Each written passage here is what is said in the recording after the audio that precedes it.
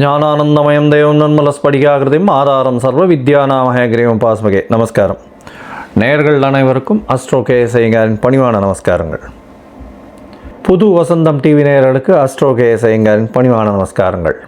வார பலன் 5/2/2024 11/2/2024 வரை உண்டான வாரத்திற்கு ஒரு ராசிக்கும் என்ன பலன் அப்படின்றத பார்க்கலாம். முதல்ல இந்த வாரத்தினுடைய கோல்சாரம் என்ன, அதற்கு பிறகு இந்த வாரத்தில் வரக்கூடிய விசேஷ நாட்கள் என்ன அப்படின்றத பார்ப்போம். அதற்கு பிறகு இந்த வாரத்தில் எந்தெந்த ராசிக்காரர்களுக்கு சந்திராஷ்டம நாட்கள் அப்படின்றத பார்ப்போம். அதற்கு உண்டான எளிய பரிகாரங்களையும் பார்ப்போம். இந்த வாரத்தில் உண்டான கோல்சாரம் காலபுருஷ தத்துவத்தின் முதல் ராசியான மேஷ ராசியில் குரு பகவானும், கன்னியா ராசியில் கேது பகவானும், தனுசுல சுக்கிரனும் புதனும், செவ்வாய் பகவானும் சூரிய பகவானும் மகரத்தில், சனி பகவான் கும்பத்திலும்,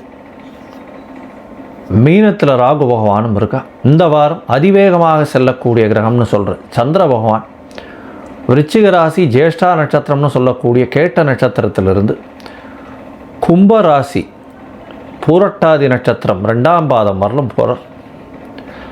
இந்த வாரத்தில் பார்த்தேலையானால் வரக்கூடிய முக்கியமான நாட்கள் அப்படின்றது கிருஷ்ணபட்ச ஏகாதசி வருது. தை மாதத்தினுடைய கிருஷ்ணபட்ச ஏகாதசி அது 6ஆம் தேதி அன்னைக்கு. 7ஆம் தேதி அன்னைக்கு பார்த்தேன்னா பிரதோஷ காலம். ஏகாதசி வைணவர்களுக்கு ஒரு பெரிய ஏற்றத்தை கொடுக்கக்கூடிய நாள். அன்றைக்கி உபவாசம் இருந்து கிருஷ்ணருக்கு பூஜை பண்ணி சகஸ்ரநாமம்லாம் சொல்லி அந்த மாதிரியான விஷயங்கள் வைணவர்கள் பண்ணுவார்கள். அதற்கு அடுத்த நாள் பார்த்தேலையானால் துவாதசி பாரணை பண்ணுறது பெரிய விசேஷம். 7ஆம் தேதி அன்னைக்கு பிரதோஷ காலம். சாயந்தரம் 5:45 6:15 மணி வரலும் பார்த்தேலையானால் தீபாராதனை எல்லா சிவன் கோவிலையும் நடக்கும். பிரதோஷ காலத்தினுடைய தீபாராதனை மிகவும் முக்கியம்.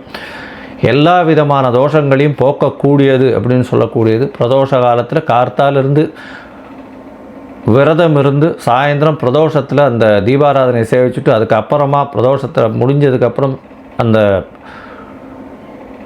கொடுக்கக்கூடிய அந்த கோவில்லேருந்து கொடுக்கக்கூடிய அந்த இதுக்களை சாப்பிட்டுட்டு அதுக்கப்புறம் தான் மிச்சத்தை சாப்பிடணும். அதாவது அவங்க கொடுக்கக்கூடிய விநியோகத்தை சாப்பிட்டுட்டு தான் சாப்பிடணும். அதற்கு பிறகு பார்த்தேலையானால் நீங்கள் இந்த பிரதோஷத்தில் எதை நினச்சி நீங்கள் பிரதோஷ விரதம் இருக்கீங்களோ அது நிச்சயமாக கைகூடும். பொதுவாகவே எல்லா விதமான கஷ்டங்களையும் போக்கும். குழந்தை பேர் ஏற்படக்கூடிய காலகட்டம். அதை தவிர திருமணத்திற்கும் பிரதோஷ விரதம் இருப்பாள். இந்த வாட்டி அது புதன்கிழமை வருது. இந்த வாரம் பார்த்தாலேயானால் 9ஆம் தேதி அன்றைக்கி 9/2/2024 அன்றைக்கி தை அமாவாசை, உத்தராயண புண்ணிய காலத்தின் முதல் அமாவாசை அப்படின்னு சொல்லக்கூடியது. தை மாதத்தில் வரக்கூடியது. தேவர்களின் பகல் பொழுதுன்னு சொல்லக்கூடிய விஷயமாகவும் இருக்கிறதுனால முதல் அமாவாசைன்றது சொல்கிறோம். தை அமாவாசை அப்படின்றது பித்ருக்களுக்கு செய்ய வேண்டிய கடமைகளை மிகவும் முக்கியமாக செய்ய வேண்டியது நல்லது. பொதுவாகவே தை அமாவாசை, ஆடி அமாவாசை, புரட்டாசி இதெல்லாம் ரொம்ப முக்கியமான அமாவாசைகளாக கருதப்படுகிறது. எல்லாருமே இந்துக்களாக பிறந்தவர்கள் எல்லாருமே அந்த மூதாதையர்களுக்கு செய்ய வேண்டிய கடமைகளை செய்யக்கூடிய காலங்களாக இந்த அமாவாசையை சொல்கிறாங்க. மகர மாதத்தில் வரக்கூடிய தை அமாவாசையில் பார்த்தால சூரியனும் சந்திரனும் மகரத்திலே இருக்கக்கூடிய காலகட்டமாக இருக்கும். பொதுவாகவே இந்த அமாவாசையை ஏன் முன்னோர்களுக்கு செய்ய வேண்டியதை செய்யணும்ன்றோன்னா அவர்களுடைய அடுத்த சந்ததியினர் ஜாதகத்தில் பார்த்தேன்னா முன்னோர்களுக்கு செய்யக்கூடியதை செய்யாமல் விட்டார்களே ஆனால் கண்டிப்பாக அவர்களுக்கு 5ஆம் இடமும் 9ஆம் இடமும் பாதிக்கப்பட்டிருக்கும். அதாவது லக்னத்திலிருந்து 5ஆம் இடமும் 9ஆம் இடமும் அடுத்த சந்ததியினருக்கு பாதிக்கப்பட்டிருக்கும். அதாவது பூர்வ புண்ணிய ஸ்தானம், அதை தவிர பாக்கியஸ்தானம்னு சொல்லக்கூடியது. அதனால் தடங்கள் அதிகமாக வரக்கூடிய வாய்ப்புகள் நிச்சயமாக உண்டு. எந்த ஒரு விஷயத்திலையும் தடங்கள் வரும். அந்த வீட்டில் சுபங்கள் இருக்காது. திருமணத்திற்கு தடை இருக்கும். அதை தவிர ஒரு ஜாப் கிடைக்கணும்னா அதில் தடை இருக்கும். படிக்கிறதுல தடை இருக்கும். பொருளாதாரத்தில் மிகப்பெரிய தடை இருக்கும். வேலை கிடைச்சும் அதில் திருப்தி இருக்காது. இந்த மாதிரியான விஷயங்கள் நிறைய இருக்கும். பொதுவாகவே இந்த அமாவாசைக்கு திதி கொடுக்கறது ரொம்ப முக்கியம். அதுவும் உத்தராயண புண்ணிய காலத்தில் வரக்கூடிய முதல் அமாவாசையான தை அமாவாசையில் கொடுக்கறது மிக மிக முக்கியம். இந்த வாரத்தில் வரக்கூடிய சந்திராஷ்டம ராசிகள் என்னென்னு பார்த்தோம்னா மேஷம், ரிஷபம், மிதுனம், கடகம் இந்த 4 ராசிக்காரர்களுக்கும் சந்திராஷ்டமம் இருக்குது. இந்த வாரத்தில் சந்திர பகவான் 8ஆம் இடத்துல மறைந்து இருக்கக்கூடிய காலகட்டத்தை சந்திராஷ்டமம்னு சொல்கிறோம். சந்திர பகவான் மதிகாரகன் மறைந்து இருக்கக்கூடிய காலகட்டத்தில் மதி மயங்கக்கூடும், தவறான முடிவுகள் எடுக்கக்கூடும். அதனால் புதிய முயற்சிகள் வேண்டாம். வெளியூர் வெளிமாநில பிரயாணங்கள் வேண்டாம்.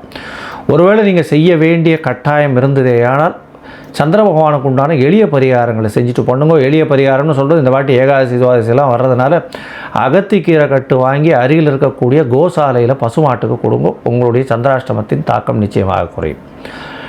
சரி, இப்போ மேஷம் முதல் மீனம் வரை 5/2/2024 11/2/2024 வரலாம் எப்படி இருக்குன்னு பார்ப்போம். அதுக்கு முன்னாடி என்னுடைய மொபைல் நம்பர் கீழே ஸ்க்ராலிங்கில் போயின்னு இருக்கோம். உங்களுக்கு அஸ்ட்ராலாஜிக்கல் கன்சல்ட் தேவைப்பட்டுச்சுன்னா எனக்கு ஃபோன் பண்ணுங்க, உங்களுக்கு அப்பாயின்மெண்ட் தரேன். உங்களுடைய date, time, place of birth நீங்கள் அனுப்பிச்சி வைங்க.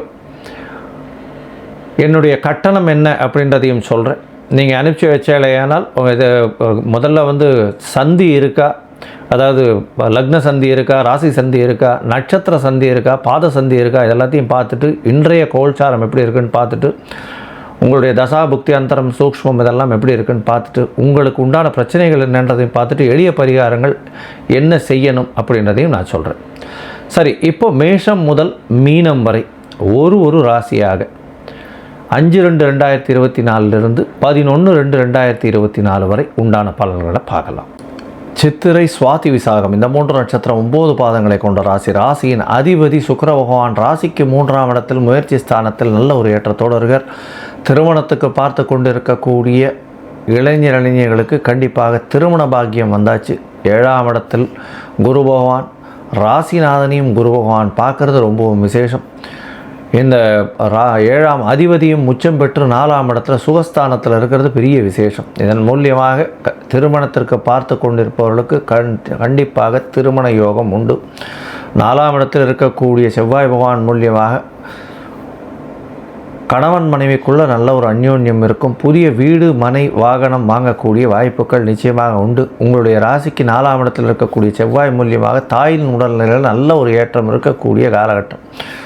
ராசிக்கு 6ஆம் இடத்தில் ராகு பகவான், சனி பகவான் 5ஆம் இடத்துல நல்ல ஒரு ஏற்றம்.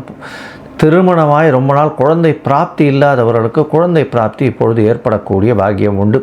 சொந்த ஊர் கோவிலுக்கு போயிட்டு வருவீங்க, அதாவது உங்களுடைய மூதாதையர்கள் வழிபட்ட கோவில்னு சொல்லக்கூடியதுக்கு போயிட்டு அங்கே சித்தர்கள் அந்த மாதிரியான சமாதிகளுக்கு போயிட்டு வரக்கூடிய வாய்ப்புகள் இந்த வாரம் உங்களுக்கு நிச்சயமாக இருக்குது. இந்த வாரத்தில் பார்த்தீங்கன்னா உங்களுடைய ராசிநாதன் 3ஆம் இடத்துல இருக்கிறதும் அவரே 8ஆம் அதிபதியாக இருக்கிறதுனாலையும் மறைந்த இடத்திலிருந்து திடீர் பொருள் வரவு வரும். அதனால் உங்களுக்கு எங்கேருந்து வரும்னே எதிர்பார்க்க முடியாது. திடீர்னு பணம் வரக்கூடிய வாய்ப்புகள். 6ஆம் இடத்தில் இருக்கக்கூடிய ராகு பகவான் மூலியமாக எல்லா விதத்திலும் வெற்றி வரக்கூடிய வாய்ப்புகள் உண்டு. உங்களுடைய எண்ணங்கள் அனைத்தும் ஈடேறும், கவலைப்படவே தேவையில்லை. உங்களுடைய ராசிக்கு பார்த்தேனால் இந்த வாரம் சந்திர பகவான் அதிவேகமாக செல்லக்கூடிய கிரகம். ராசிக்கு 10ஆம் அதிபதி உங்களுடைய ராசியின் 2ஆம் இடத்துல இருக்கார். 10ஆம் அதிபதி 2ஆம் இடத்துல இருக்கிறதுனால தொழிலின் மூலியமாக அபரிமிதமான ஏற்றம் இருக்கும். பணத்திற்கு பஞ்சம் இருக்காது. தொழிலின் மூலியமாக அபரிமிதமான பணவரவு இருக்கக்கூடிய காலகட்டமாக இருக்கும். இந்த துளாராசிக்காரர்கள் கலைத்துறையில் இருக்கிறவங்க, அதை தவிர கார்மெண்ட் இண்டஸ்ட்ரி, கிளாத் இண்டஸ்ட்ரி இந்த மாதிரியான விஷயங்கள் வச்சுட்ருக்கவங்களுக்கு நல்ல ஒரு ஏற்றம் கிடைக்கக்கூடிய காலகட்டம்.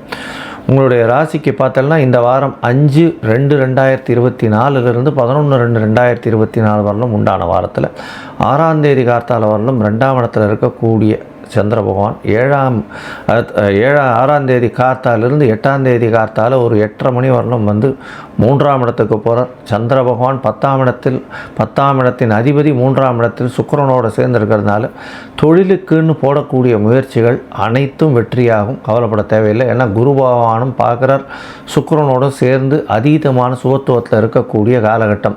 இந்த பால், அதை தவிர பால் பதனிடும் பொருட்கள், அதை தவிர இந்த காய்கறியினுடைய ரசங்கள், பழ ரசங்கள் இந்த மாதிரி விற்கிறவங்களுக்கு, பர்ஃப்யூம்ஸ் விற்கிறவங்க, இவங்களுக்கெல்லாம் நல்ல ஏற்றமான காலமாக இருக்குது.